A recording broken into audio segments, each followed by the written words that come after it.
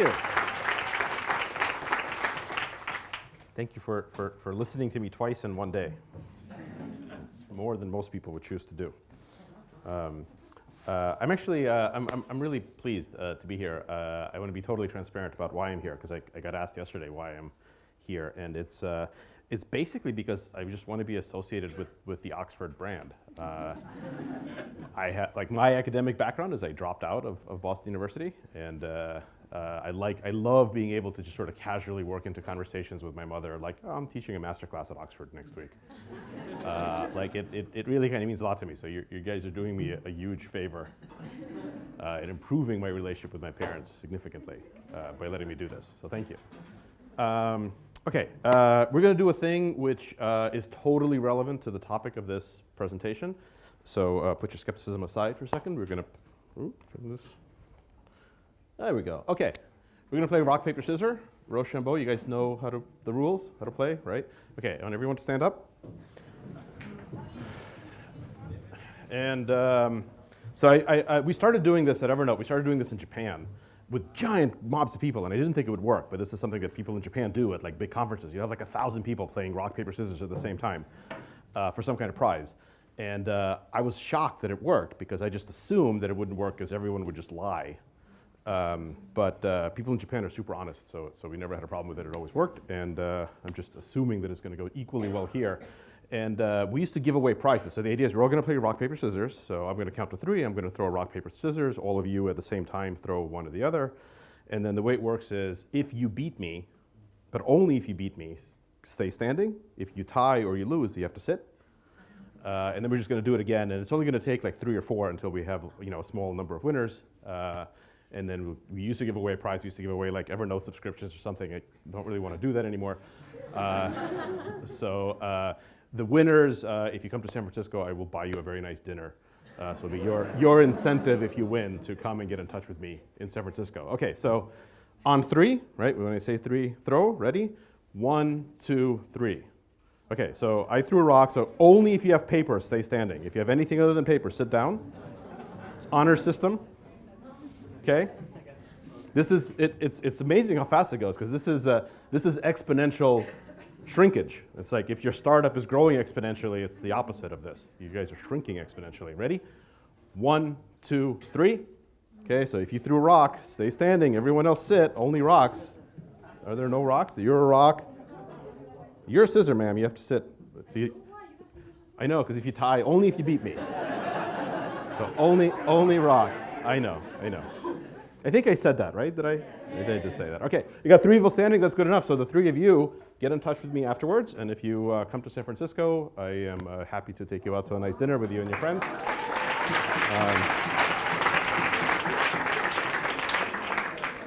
So this is the other part where it's the honor system. So you have to actually get in touch with me and say, I'm the person that won. Okay,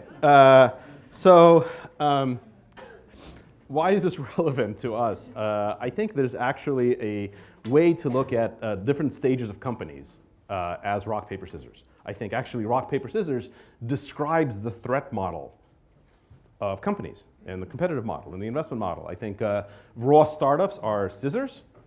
Medium-sized, sort of recently successful companies are rocks, and big companies are paper. And everything kind of works from there the way that you would expect.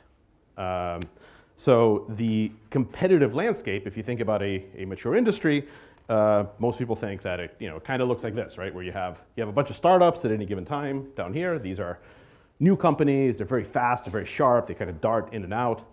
And then there's another level of recently successful medium-sized companies that are the rocks. And then you've got the giant, well-established companies. And this is the game, sort of in video game terms. This is the game that we're all playing, and the high score there, that is Apple's current market cap. So that's the high score to go for as of today. And the level that you're at, the type of company that you are, I think really influences how you can think about making decisions. And so this is the model that I've tried to apply to Evernote and now to my investments as a VC. Okay, so the first stage is scissors. These are new startups. The basic idea is scissors threaten paper. So there is nothing that giant companies can do to hurt you when you're at this stage. And you are entirely a threat to the big companies. Because you can be very fast. It takes them longer just to schedule a meeting to discuss the product that you're building than it takes you to like build the product. And you can dart in and out, you can cut away customers. They just can't respond. You don't need a lot of customers at this stage, you just need a few. You can be flashy, you can be attractive. You are basically a completely disruptive force to establish companies.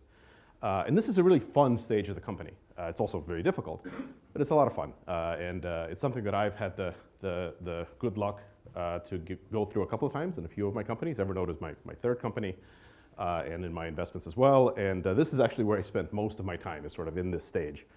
And I feel the most comfortable in it. So when you are Scissor, your job is to be quick and flashy and impressive. And how should you think about the competition? This is kind of the first part where I think a lot of people have the wrong idea. Think about competition for startups as, if you go to a carnival, or if you go to like an amusement park, you want to ride the roller coaster, there's like a line that says, you must be this tall to ride. Think about startup competition in the same way. There's a line, and you have to be better than that line. You have to advance past that line to go on to the next level, to become a rock or to become paper. So if you're a Scissor, you're down here, and this is an overview of an industry that people wish existed when they start a company. So I've got a brand new startup. I'm doing on-demand pet psychotherapy. And I'm here, I'm really sharp, I'm really fast, and there's nobody else in the space. It's like, I pitch, and they ask me, who's your competition? I say, we have no competition. We're the only ones in the space. We're a Scissor down here. There's a line somewhere above there that we're trying to cross, and then it's all smooth sailing. And of course, if your industry actually looks like this, it's probably very bad news. Because if it's literally true that you're the only company in the space, it's probably because it's a really stupid idea. If you are the only person working on a problem, you are probably working on the wrong problem. So if you literally think that this is what your industry looks like, well, you're probably just wrong. There's probably a lot of competition that you just don't know about. But if you're right, then it's a very interesting and sort of a unlikely to be correct space. You probably just invented a problem that doesn't really exist and are trying to solve it. So this is not a good way to think about it. Much better for you is if your industry looks like this.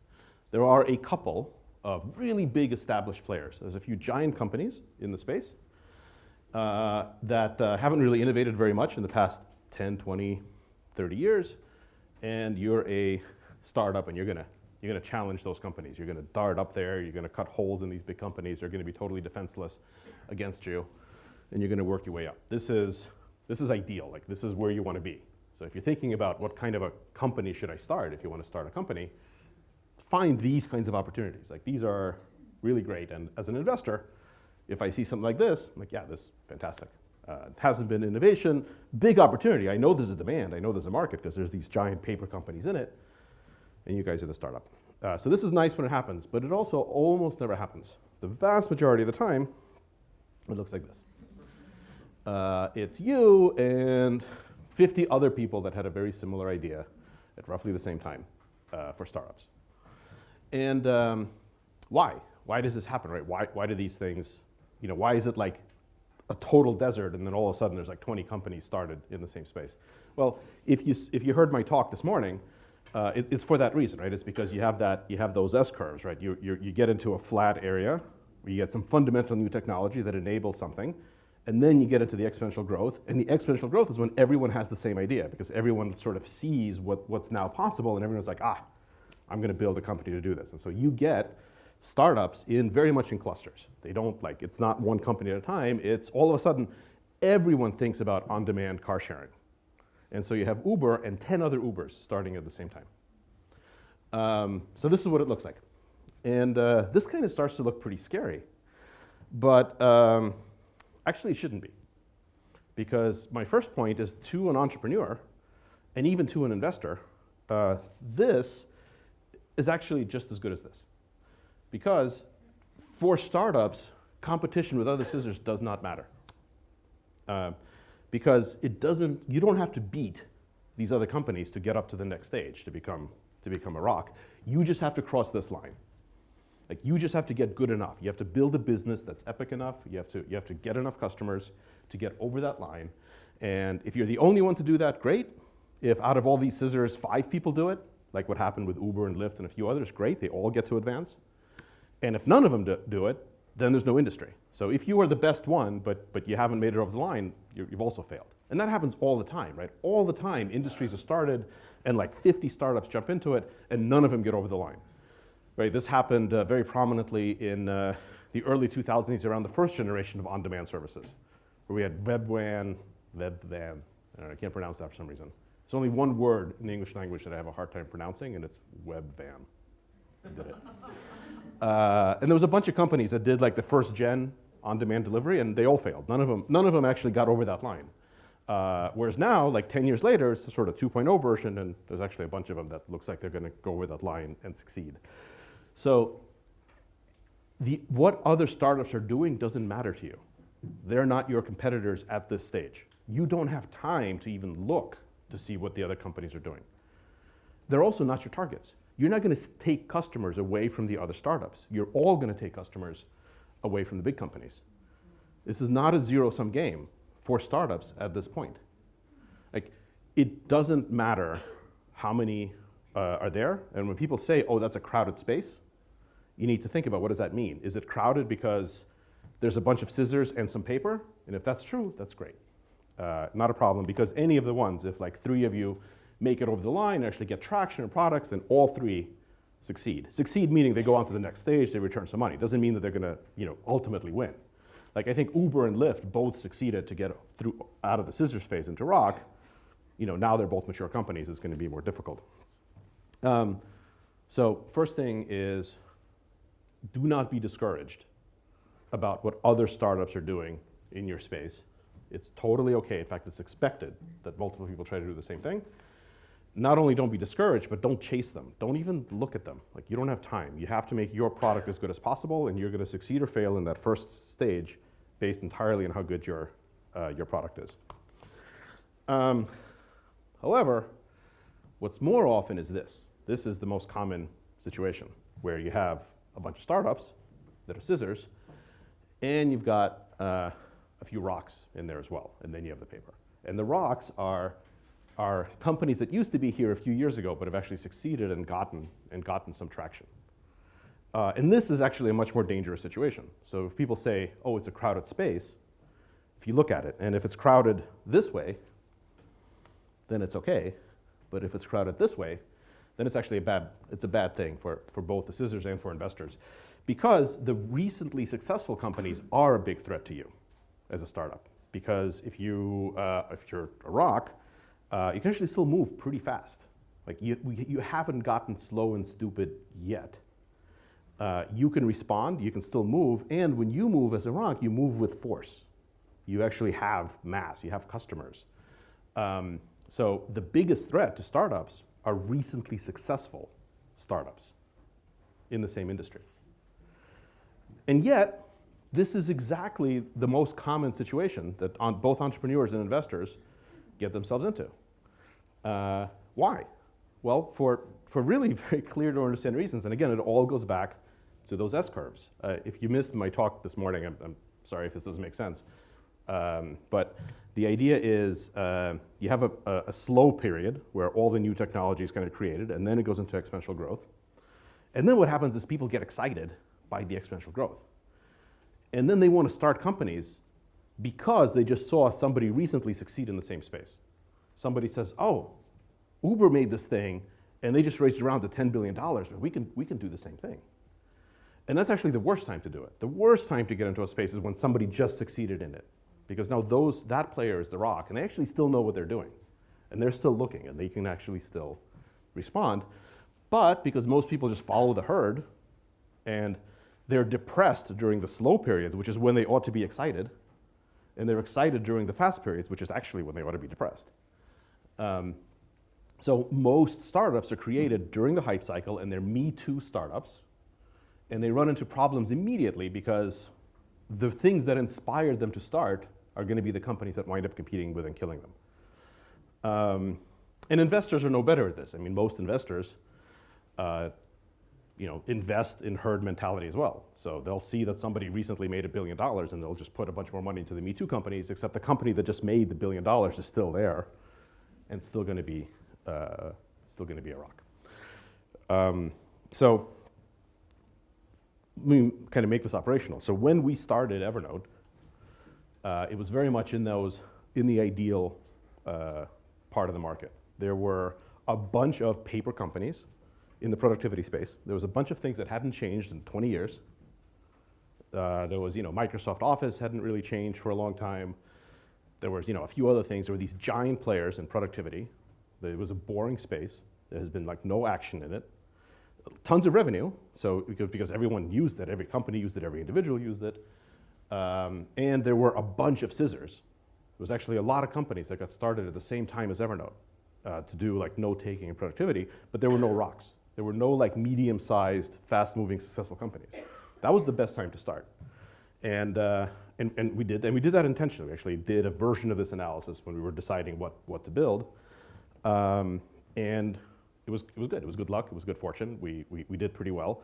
But then like 5 years later, it was actually a really bad time to start a new productivity company, because you had Evernote and Dropbox and Box and these companies that all had that idea that now we're all $1 billion or so plus companies. They were still pretty young, still very aggressive, still could move fast.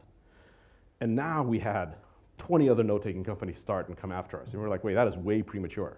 It's like, I'm not old and slow yet. Like now, when I see a good idea that some other small startup is doing in note-taking, I can just copy it. Like I'm still fast enough to copy it if it's a good idea, but when I copy it, I immediately move 100 million users to it, whereas like they're gonna take a long time to try to get going. So what these companies should have been doing is saying, oh, okay, well, note-taking and productivity, that was a good thing to get into 5 years ago.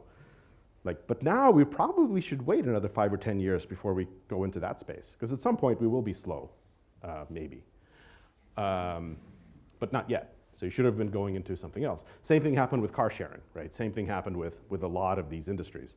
So this is happening now with other industries. So right now, for example, there's a huge amount of progress in insurance tech. Like I'm a big believer in insurance tech. I don't have that many personal investments in it, but I think it's in generally a good field, because I think the field of insurance is like, it's exactly this.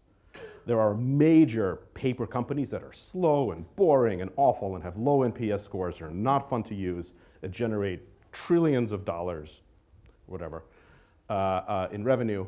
And there's a lot of startups. It is a lot of fintech and insurance tech startups, but none of them have actually like made it a really huge impact yet. So like it feels to me like it's probably still a good time to do it. There's only a couple of new startups that are like getting into the rock phase. Like we're major investors in Oscar, which is a New York-based healthcare company. It's a couple of $1 billion now in valuation, but there's really still very rare, and it's only been like a year or two. So now it's a good phase.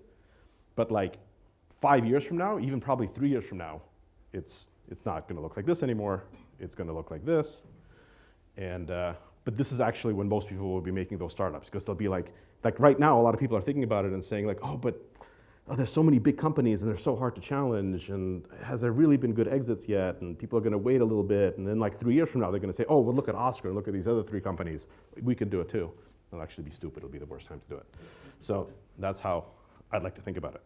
Okay, so how does this relate to decision making and how we make decisions? Are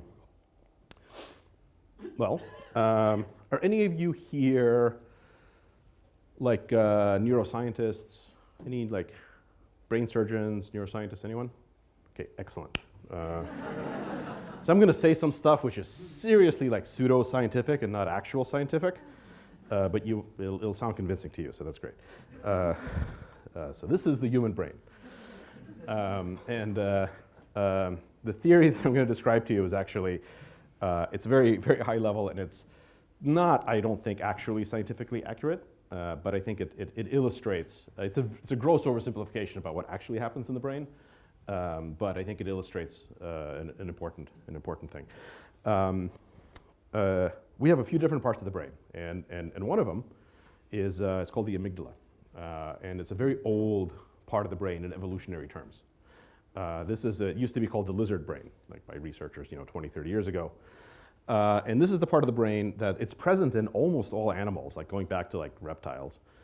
And it handles the fight or flight reactions. It handles things relating to fear, fear, running away, combat, a lot of sort of the negative reactions and survival instincts. And it is really, it's really mature. Like it's been there for hundreds of millions of years in various animals. It's very well developed. If this was software, if you're talking about this in software terms, like the amygdala is on like version 11. Like it's efficient, it works well, it does its job. And we have a different part of the brain, that's the neocortex, which is Latin for new thing. And that's much younger. In evolutionary terms, it's really only present in humans and some of the higher primates. And it's responsible, again, very broadly speaking, for language, for strategy, for some of the positive emotions. And it hasn't been around very long, and it's really a thing that makes us distinctly human or chimpanzee. But since it's so new, again, in software terms, it's really immature. It's like in pre-beta. Like there's a lot of bugs in it. It's sort of still random and wired up poorly. And when you make a decision, unless you're really careful to avoid this process, what happens is you've got your amygdala going up against your neocortex. You've got your lizard brain, your fight or flight, going up against your strategy brain. And when that happens, your lizard brain always wins. Because like it's just has much faster connections, it's like wired up much better, it's more mature, and it wins. And so when you wind up thinking about, well, what should I do? And you think what you're doing is something like this. You kind of pretend that you're going through a process like this. You say, okay, I've got two options to choose from, version A and version B. Let's say this is a product design. And okay, I'm going to make this decision rationally. So I'm going to list all the positive attributes and all the negative attributes of version A and version B, and then we're going to compare the good to the bad, the positive to the negative, and we're going to make a rational decision. And when you do that, your amygdala, your lizard brain kicks in and says, that's nice. I'm going to tell you, I'm going to let you fool yourself that that's actually what you're doing, but really I'm just going to compare the negatives to the negatives. And so what's going to wind up happening is you're going to pick the one that's the least bad. Not the one that's the most good, the one that's the least bad. And this is a perfectly good way to make many types of decisions. The amygdala is there for a reason. The fact that it's been around for hundreds of millions of years is not accident. Well, it is accident, but it's there for a good reason, which is many decisions are best done out of fear. For example, if you say, well, what are the kinds of decisions that we're evolved to do over hundreds of millions of years?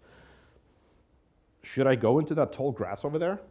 I think I may have seen a tiger in that grass. Great decision to make with your amygdala. Should I eat this mushroom that I just found on the ground? I've never seen it before, but I am kind of hungry. Maybe I should eat this mushroom. Good decision to be made using fear, using the amygdala. It is really well wired up to make short-term fight or flight decisions to keep you alive and keep your genes propagating. It is completely unsuited for making a decision like, what kind of product should we design? Who should I get married to? Should my country stay in the European Union? These are longer-term decisions that are best made by engaging your human, higher-level thinking strategy part of the brain, not the fear-based part of the brain. And yet, if you're saying compare the good to the bad, which is the way most people fool themselves into thinking they're making decisions, you're not actually doing that. You're just kind of going bad versus bad. You choose the least bad option, not the most good option. So what you want to do is force yourself. When you're in the startup, when you're in that scissor phase, not true of all decisions, but when you're in that scissor phase, your job is to succeed or fail really quickly. You have to be fast, you have to be impressive, you have to be flashy. You have to do the most impressive, the most epic thing at any given time, because the worst outcome for a startup is a slow failure. That is far worse than a quick failure. That is worse for you as entrepreneurs. It is worse for me as an investor. I do not want you to drag out how long it takes you to lose my money. I want you to either succeed quickly or fail quickly. And if you succeed quickly, then keep doing it. And if you fail quickly, go and do something else and take another shot. But don't drag it out. So any decisions that are conservative decisions are fundamentally wrong decisions for startups. Doesn't mean that they're wrong for every type of company at every stage of your life, but they're wrong for startups. So when you're making a decision for a startup, and you say version A versus version B, how do you decide? So what we try to institute at Evernote, and what I try to advise my other companies to do, is to only compare the positives to the positives. So you look at both options, and you don't look at the risk. And you say, what are the good things about option A? What are the good things about option B? Which has more good things? And you compare just the positives, and you pick the one that's the most good, not the one that's the least bad. And that may be the most dangerous one, because the most good one might also be the most bad one. But that's okay. That's exactly the kind of decision that you should make as a startup, because yeah, this may be more likely to make you fail quickly. Great, that's the point. Don't drag it out. But it's also the one that's the most likely to get you to have really big success. And when I look back at my own life, and I try to analyze all of the most serious mistakes that I've made in my personal life, in my professional life, and I try to say, what can I learn from these mistakes? And I've done this. I've really tried to look back and try to be mindful about it. And what I've realized is most of my most serious and important mistakes were made because I made them out of fear. Because I took the decision that I thought was the least bad. And most of my most significant successes, in fact, all of them, 100%, have been when I did the opposite, and I picked the one that maybe was the most dangerous, but was also the most epic, the most good if it worked out. So instead of asking, well, what if we screw this up? Ask, well, what if it's great? And pick the one that's the greatest. So let me give you just a very quick example of that thinking. So Evernote logos. Hopefully some of you guys know the Evernote logo, right? It's this. I think it's really great. We got really lucky with this logo. It's, I think, one of the best identities kind of created out of nothing over the past 10 years. It was actually really, the process we went through to make it was actually funny. So I said, okay, we need a nice logo. We need a nice identity. We already had the name. We didn't have the logo and the identity. And we had this really great designer. It was a friend of ours who worked at Apple. I think we couldn't afford to hire him. He worked at Apple. But we really wanted him to help us with the logo. So I said to him, Gabe, we really love your help. We can't really afford to pay you like what you normally get, but would you help us, make our identity and make our logo? And he said, well, how much money do you have? And at that point, we had $10,000 in the bank. And so I said, well, we have $10,000. And he said, well, all right, since we're friends, I'll do it for $10,000. I have very good friends. So we gave him all of the money we had. We were like, okay, give you all the money we had. And he worked, and for a while, we went through a whole exercise. I can talk for hours about how to do a branding exercise. And came back with lots of options, actually dozens, and then we sort of narrowed it down to 3.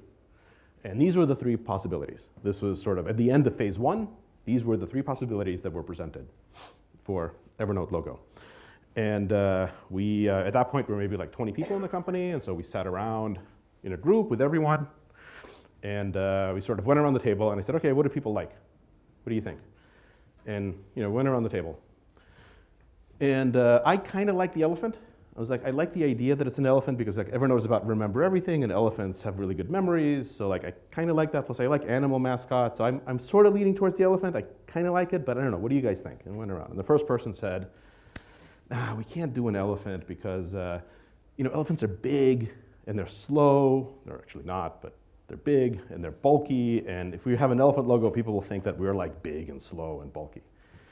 And then the next person said, yeah, I agree with that. And also I think like we can't really make an elephant because there's this company in the 80s that used to make floppy disks. And their logo was an elephant. And if we have an elephant logo, people will think that we make floppy disks. And then the next person said, and this is what happens when the amygdala kicks in.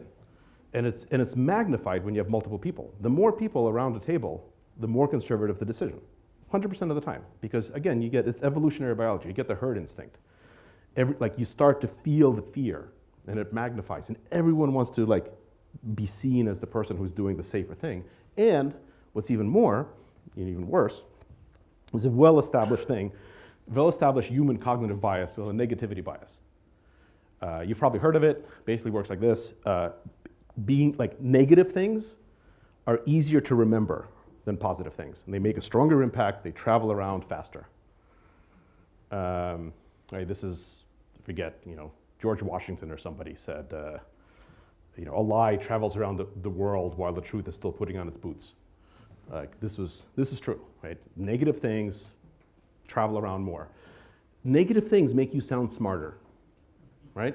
Like, if you want to sound smart, and you say why something is like bad, you criticize something, and you try to be thoughtful about it, you sound smarter than if you like it, than if you're positive.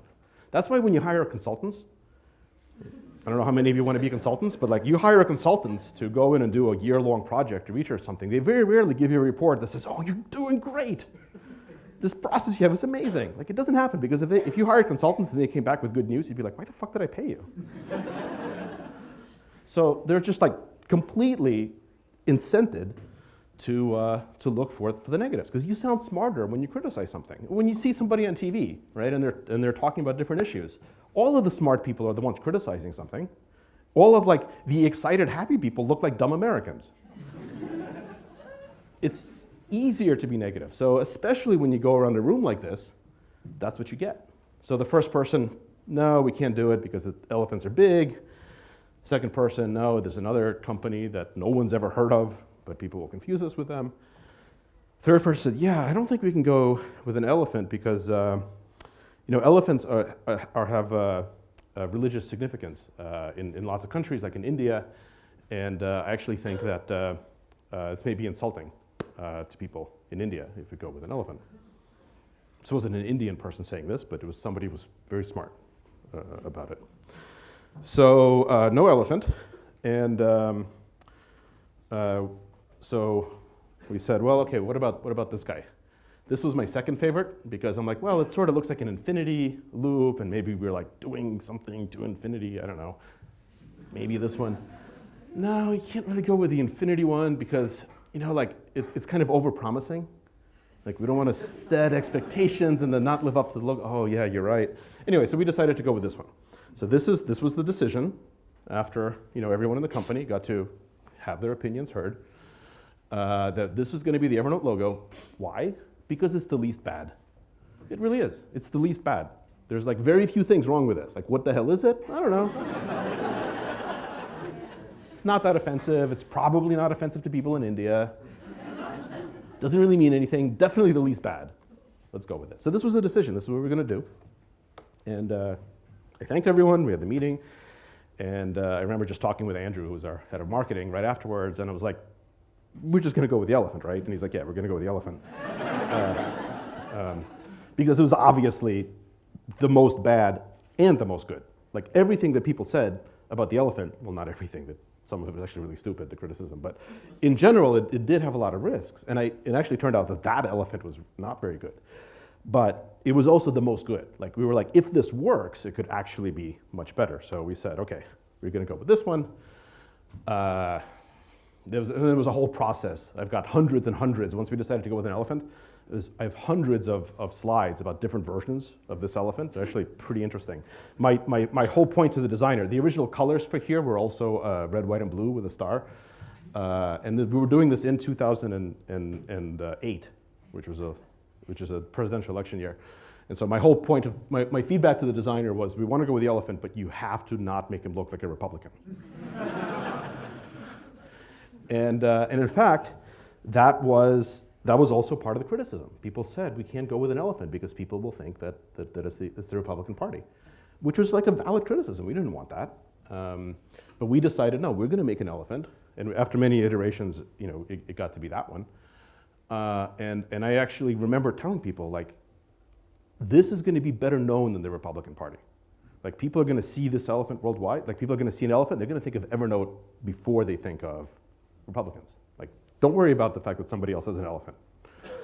So we went with this one, and again, we got very fortunate. It turned out great because we made the decision that was based on what is the most good, which also probably happened to be the most bad, but the bad didn't matter, and it worked out.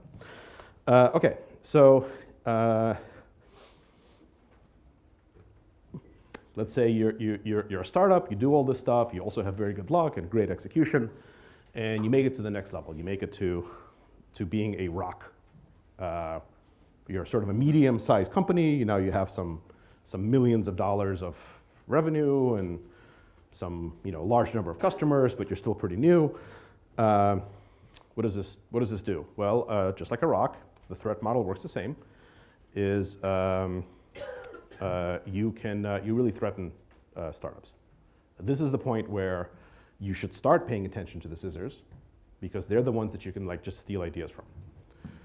Because now you can actually do something with them, and you can hire them. You can hire their best people. You can acquire them. The scissors become no longer threatening to you. Well, they weren't threatening to you when you were scissors, and you can actually start kind of throwing some of this weight around.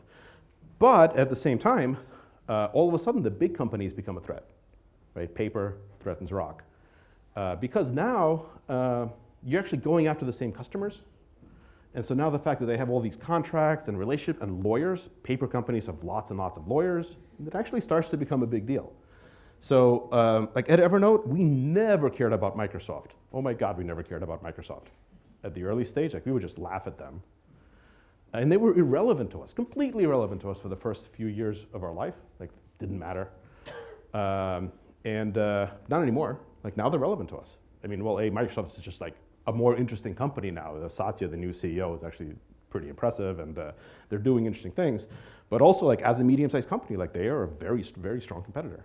And it matters, and it didn't before. And it was actually kind of a jolt, to me, when it happened. And all of a sudden I said, all of these things where I could just completely ignore the big companies, now I can't do that anymore. It was interesting. So when you're in this phase, competition does matter, but it's competition higher up. So how should you make decisions at this phase? Well, I think at the rocks, whereas at the scissor stage of the company, remember, you have to make the most epic decision. You have to be the thing that's going to make you succeed fast or fail fast, right? You're trying to be flashy. You're trying to get as much attention as possible. You're trying to get noticed. You're trying to get a small number of customers. At the rock phase, it's really about focus. You shift your decision making to focus. What does focus mean? Again, if you heard my talk this morning, this is something that always frustrated me. I would get so tired of being told that we have to focus. Investors would tell me, other people would say we have to focus. I hate this idea. I hated this concept because I never even knew what it meant. What does it mean to focus? Isn't it just completely in hindsight whether you have focus? You can never focus at the right amount of time. If you wind up succeeding, then you've got just the right amount of focus. If you wind up failing, then it's either, you do one thing and you fail, they're well, they weren't innovative enough. If you do 20 things and you fail, they're oh, they weren't focused enough. It just seemed crazy to me to think about this, but everyone kept telling us to focus, and they were right. At a big company level, at a rock company level, I think it's important.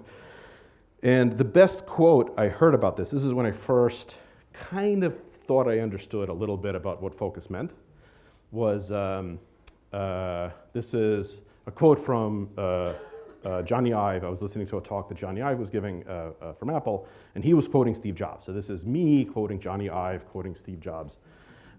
He said, focus isn't about saying no to things you don't like. Focus is about saying no to things you love. It's not focus if you choose to do something that you don't want to do, right? Focus is finding something that you really want to do and not doing it. And that's the first time it kind of started to make sense to me. Focus is about finding things that actually you really love and you really want to do and saying no to them. And saying no to them because something else is even better, right? That's when it first kind of clicked in my head. So I thought, okay, I get it. Saying that, well, yeah, Evernote is focused. We're not going to get into, we're not going to make ice cream, so that's a focus. No, because they don't really want to make ice cream. What are the things that we want to do that we're going to say no to? So how do we think about that? And the decision-making concept was this. I think focus at a rock stage, when you're at this medium stage of the company, is all about alignment of interests. So a company has lots of stakeholders. They have users, employees, investors, media, competition, partners, governments, whatever, lots of them. And very often, what these constituencies want is different. They pull in different directions. Your customers want privacy, but your advertising partners want the opposite, or whatever. And so at a early stage of the company, this is a tangled mess. Like everyone is pulling in different directions, including your employees. What do they want? What do the founders want? What do the investors want? The investors, maybe the early ones want an exit, but the later ones want to stay in. There's this tangled web of competing interest, and decision making at a rock stage is really, as much as possible, about just straightening them out and having them go in the same direction. So it's making decisions that, as much as possible, reduce systemic conflict of interests, right? That reduce the possibility of these constituencies kind of pulling in different directions, because that's what winds up killing successful companies, right? Is when they just their constituencies pull in too many directions. They can't focus because different people want different things, and they just wind up becoming ineffective, giant, slow-moving paper companies, which then the next generation of scissors just come up and destroy because they don't have anything like this conflict. So at Evernote, what we really try to do at this stage is focus by making decisions that line up interests. And this is tough. And it meant saying no to a bunch of things that we really liked. So for example, we had a product which we made because I wanted it, called Evernote Food. It was actually really popular. For a long time, it was the most popular food app, and we were always in the top 5. It was an app for taking pictures of food and also keeping track of recipes and finding restaurants. It's great. I used it all the time. Build it because I like food. I like remembering things. So we had a product called Evernote Food, and it was beautiful. It was beautifully designed. I was really proud of it. I really love this product. And we decided, well, we really have to focus on more business use of the company. For all sorts of reasons, we decided we really needed to focus on the corporate and the business use case. And we had to make a decision. We didn't have the resources to do a great job of food. We couldn't keep innovating and doing a great job with Evernote Food and with Evernote Business. And we had to decide which one do we kill. And I actually really love both of them. And we made that decision basically saying, using the old methodology, not saying what if we fuck it up, because food was already successful, business wasn't. So we could have said, well, we could focus on this business thing, but chances are it's a really crowded space, and now we're going to be competing with companies that we used to be partners with, and it could really go wrong, and we can waste a lot of money. Whereas food, we're already doing pretty well, and we could just keep increasing it. Plus, we really love it. But we didn't think about it like that. We forced ourselves to say, okay, imagine a world where Evernote Food is the top food product. The top food app is Evernote Food. Imagine that world. Just inhabit it. We're going to do great. We're going to focus on it. We're going to do great. What does that world look like if we have the world's best food app? Okay, that looks pretty good. I'd be pretty happy with that. Great. Now imagine that we focused on Evernote Business, and we did really well, and every company was using it, and we kind of transformed the way that people at companies were being productive and getting their work done. What does that world look like? Yeah, that looks pretty good. Okay, which of those is better? Which of those worlds would I rather live in? Forgetting about how difficult it is to get to which one. We were yeah, obviously, the one where companies use this and every worker is more productive is a better world. That gets me closer to Star Trek than food. So we're going to go this way. And that's the decision we made. And it was super hard. And we had lots of hate mail, and it was emotionally difficult, but that's the kind of decision. I don't know. I think it was the right decision. We won't know yet. But I think as a rock company, that's the focus of it. So then if you do this right and you get to paper, now you're a giant company, now you can threaten the rocks, right? So now actually, even rocks like Evernote can now be threatened by Microsoft and Google, but even rocks like Uber, giant rock, can now start being threatened by bigger companies, because again, it's partnerships, it's legal stuff, it's customers, It's hard to compete with Microsoft as a rock because they can just bundle stuff for free and they've got all these relationships. So paper companies are this is their strength. They can't do anything against scissors. They think they can. They think the biggest mistake big companies make paper companies make with scissors is they buy them. And that's probably the worst thing you can do, because if you think here's a really annoying scissor and it's it's like cutting away and getting customers, and we can't compete with them. Oh, let's just buy them.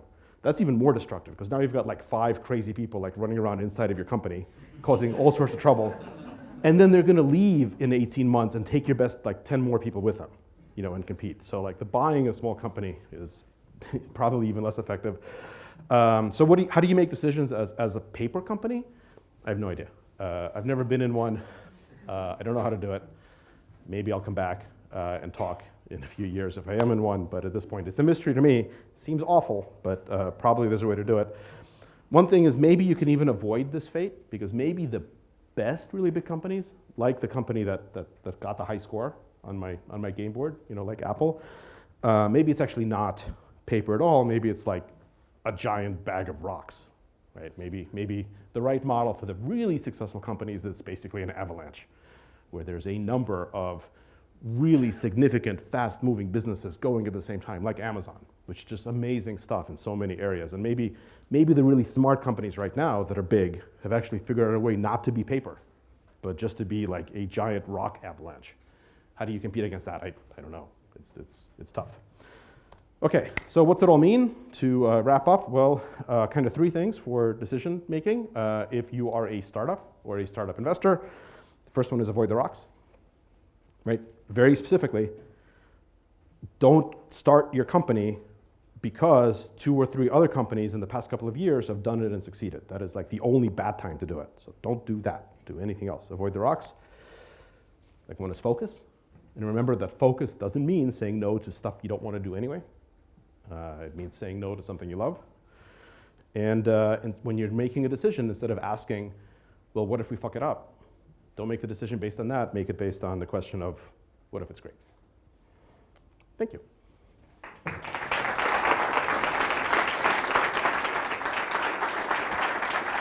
And happy to take any questions.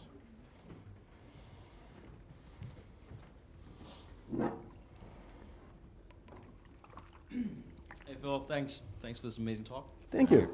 My name is Slava. I'm a PhD student here at Oxford. And I was here when you were last time at SBS, I think 3 years ago, at Silicon Valley Comes to Oxford. Mm-hmm. And you were talking about your childhood fears about dinosaurs and how I really appreciate how that connects now to your new perspective on the brain and evolutionary fears. But I just wanted to connect that to what you said back then. You said that the best time to start a company is when something turns from being impossible to very, very difficult. Yeah. Right? Yeah. And I guess that's when all the scissors are born, and that's when people have, like the people who have this foresight have these ideas, and then everyone starts working in the same field. And I believe we're observing that now in the AI space, right? Yeah. And then at the same time, you have companies like Microsoft, the rocks, that are going on the shopping tour and just trying to buy all these crazy people. But I do disagree that it's a bad idea to buy these companies, because they could add significant value, they could add the ideas, and maybe there's a chance that all these companies that Microsoft has been buying in the past year or so might actually turn Microsoft around and make it a more innovative, better rock. Not just a rock, but maybe like a gemstone or whatever it could be. Yeah. So what's your take on that? Well, so I think the big companies are paper, right? Rock's just kind of the medium-sized ones. Oh, sorry. But I think that's what I want to say. Sorry. Yeah, I think you're right. I mean, you've convinced me. I think it's a very good idea for big companies to buy startups, especially the startups that I'm an investor in.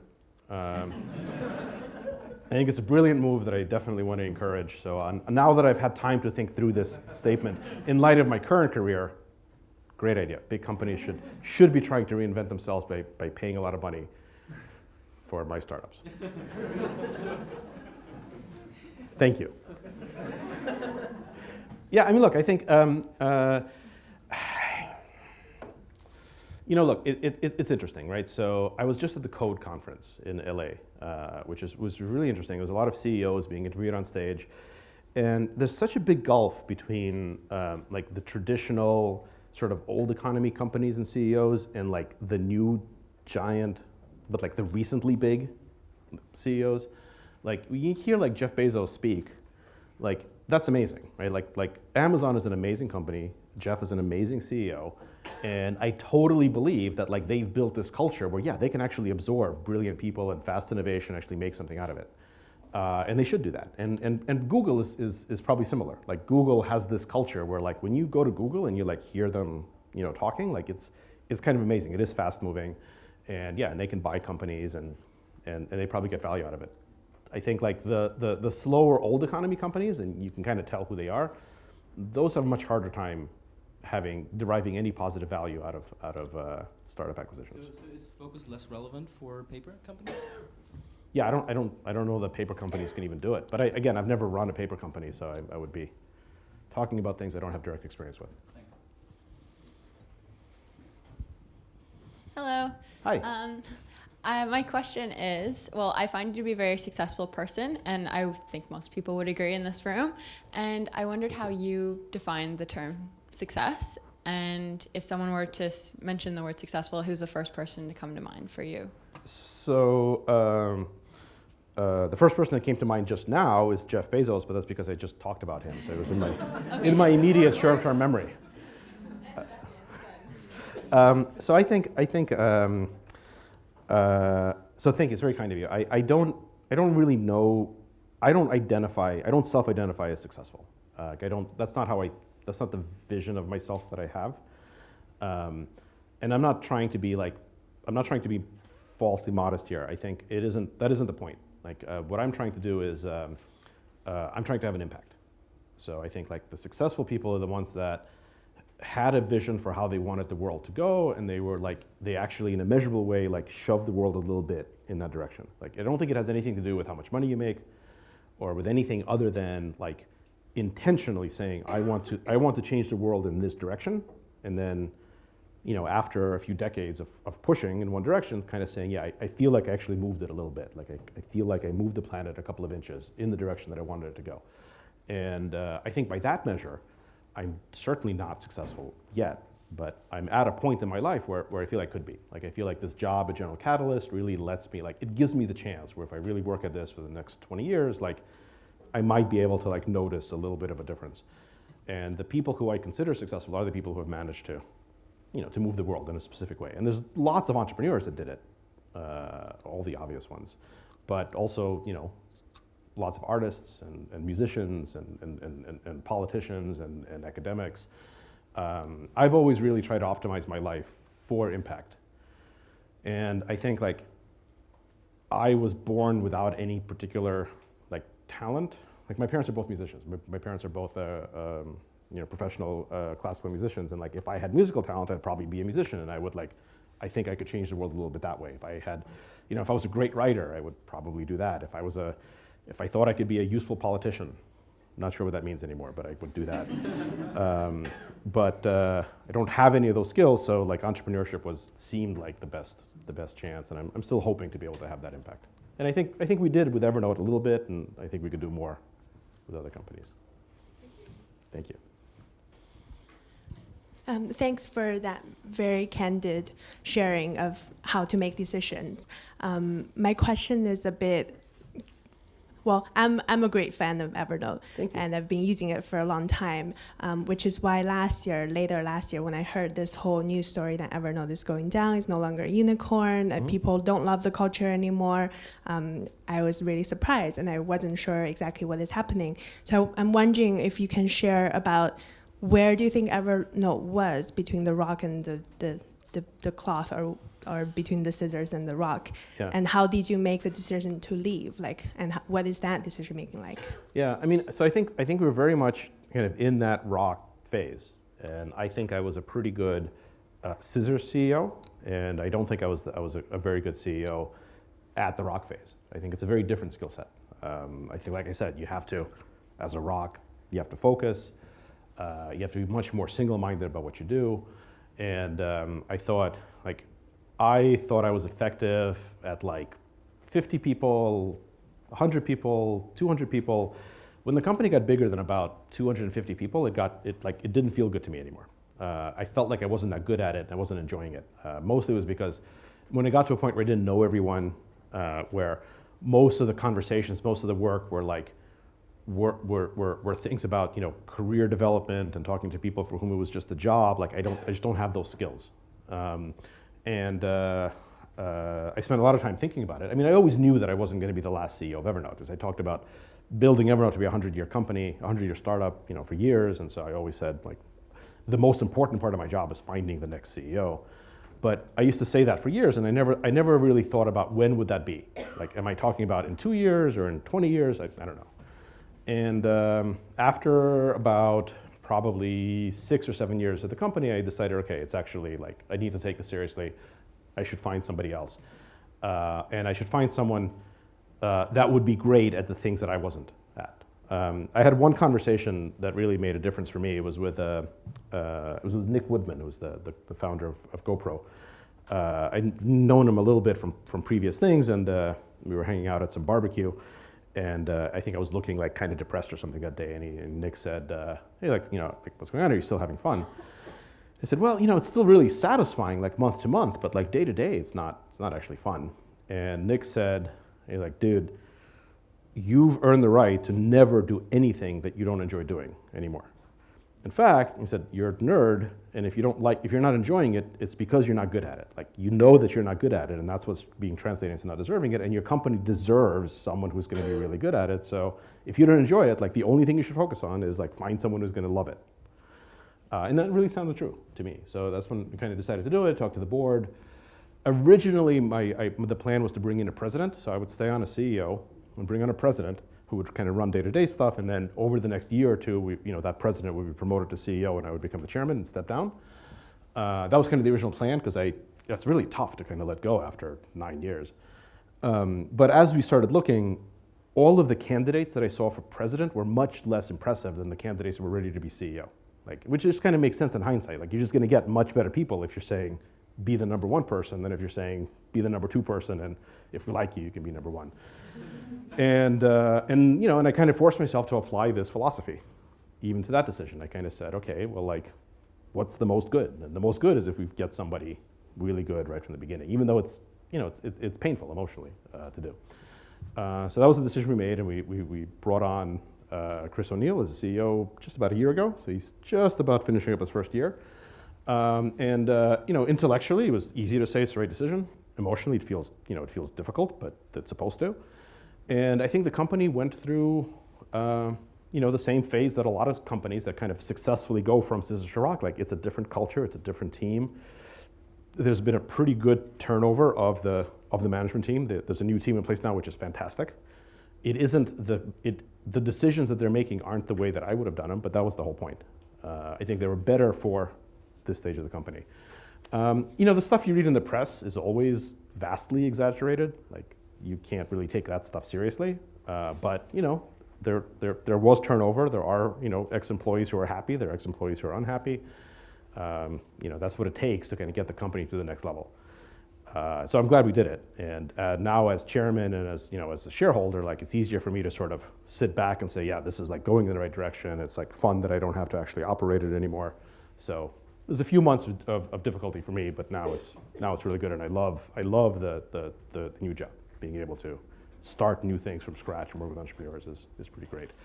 There is, again, one funny story. There was kind of one article that you're talking about that really kind of kicked us off. There was a Business Insider article about like Evernote being in trouble or something, and we knew that they were working on this article because the reporter was like calling all ex-Evernote employees. Like, you just go through LinkedIn and you see everyone who used to be with the company out there, and he was calling all of them to try to like get rumors and dirt on the company. And we knew about it because most of them, called us and said that this was happening. And he had just done this with Dropbox, and it was like, this is what a lot of media do. It's understandable, and I was very nervous about this. I was just like, wasn't in a particularly good mood. It was a difficult transition period anyway, and I just remember just having this really shitty feeling in my stomach that yeah, the story's going to come out, and I know it's going to be mostly not true, but whatever. And I was really dreading it. I was dreading the story coming out. I was not in a good mood. And then I think it was in Japan when the story finally came out. And I remember, it came out and it was in Japan. It was middle of the night for me, and I read it. And the actual story itself, turned out to be pretty good. We did a lot of fact checking, and the story I actually thought was pretty well written, actually pretty fair. It said, yeah, these are the challenges. Here's what's going on. It wasn't nearly as bad as I thought it would be. The headline was weird. It was Evernote, dying unicorn or something. But the journalist doesn't write the headlines. The headlines are always written to make it to make it seem like there's a lot of conflict. But I thought the story was pretty good. But the best part was the picture they used of me there's a picture of me on that story. And it was like somehow they found a picture of me like speaking somewhere and where I'm like making some like really like bad face. And they like, and they ran like that picture of me just like looking like really sad and like frowny. I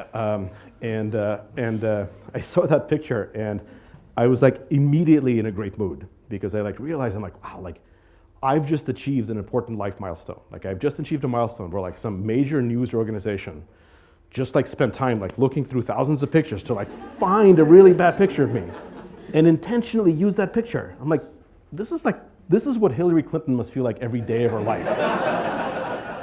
And like I got pretty happy and I was like, it immediately snapped me out of it. And like the next day I showed everyone the story. I'm like, check out this picture of me. They found like the only bad picture of me on the internet. Made me a lot happier. And yeah, that was good. But after that, we had a few more stories. At this point, it's been about 6 months of pretty good results.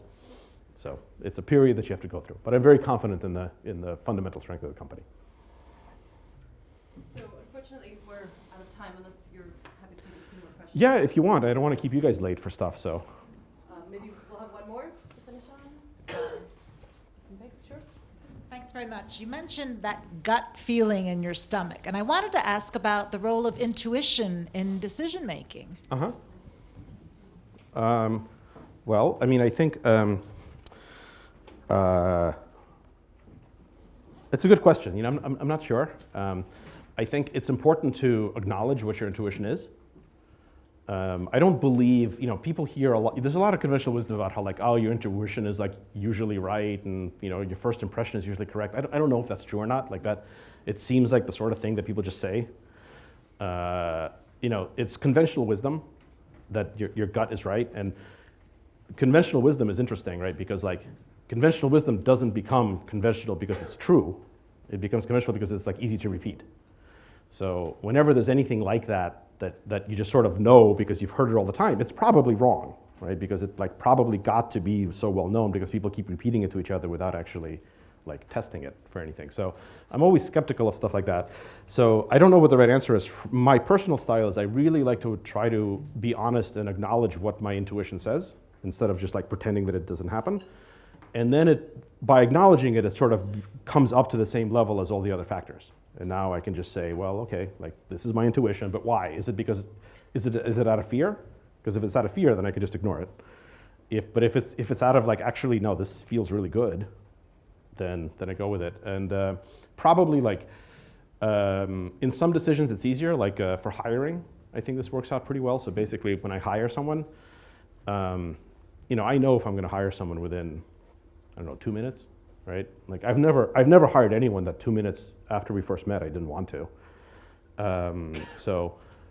What happens is like in the first 2 minutes you decide based on instinct whether or not you like this person, and then you spend the rest of the time like trying to figure out like why not, right? And that's important because you might like someone but they could be psychotic or whatever. So what I try to do is since I'm confident that I can fire people, it makes it much easier to hire them. So I kind of say, I don't spend too much time thinking, well, like, yeah, this person, my instinct says this person could be really great, but what if they're a bad fit, and what if they're this, and what if they're that? I'm like, well, if it's bad, then we'll fire them, and we'll make sure that we set up a structure where that's possible. But if they're great, then they'll be great. And so like, it's easy to make those kinds of decisions. It's easy to say like, well, my gut says that this person's amazing, so let's do it. So I tend to follow my positive instincts and identify but probably ignore my negative ones, which is probably why like you don't want my advice on like whether or not you should eat that mushroom on the ground. But for longer term decisions, it's probably okay. I think we could all listen to you for forever, but thank you so much. Thank you.